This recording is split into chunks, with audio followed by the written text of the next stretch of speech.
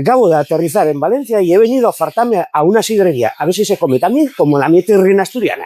Y ojito con esta sidrería con sus innumerables premios, entre ellos el tercer mejor cachopo del mundo en el 2024 y finalistas a la mejor fabada del mundo. Esto promete. El local tiene detalles asturianos por todos lados y como buen asturiano la sidra y es sagrada. Poder tomarla aquí en Valencia y un lujo. Empezamos con estos croquetines caseres. Esta hiela de panceta, crujiente por fuera y cremosa por dentro. Ahora la de morcilla, que va ganando intensidad y es muy prestosina. Y la de chorizo espectacular, la más sabrosina y cremosina. Mirad qué bichos, mejillones piraos, hechos al horno de brasa y con una salsina de ribeiro, limón y pimienta negra. De piraos tanto como yo, y vaya tamaño se gasten. Tacos de piscina adobaos, rebozados en harina de garbanzos y con una mayonesa de perejil. Esto y todo una exquisitez. Ahora sí que sí, la fabadina asturiana con su compango, finalista en el Campeonato del Mundo 2024, y no me extraña. Ni de coña me esperaba comer yo una fabadina tan buena como esta fuera de Asturias, y con una fava tan tierna y este caldín tan bien logrado. El cachopo de ternera, cecina y queso a fuego al pitu, un queso de denominación de origen asturiano, y el mejor cachopo de Valencia y el 7º de España en 2021. Contundente y relleno hasta los tranques. Si no es tan fartón como yo, comparte porque no vas a poder con él. Vamos con los postres, con esta tartina de queso al estilo vasco, tostadina por fuera, cremosa por dentro y simplemente deliciosa. Y para terminar, todo un clásico de los postres asturianos, este arroz con leche con su requemado, dulce y perfecto. Así que ya sabes, si estás en Valencia y quieres comer como un asturiano, tienes que venir a la sidrería La Tasca, porque esto es Asturias.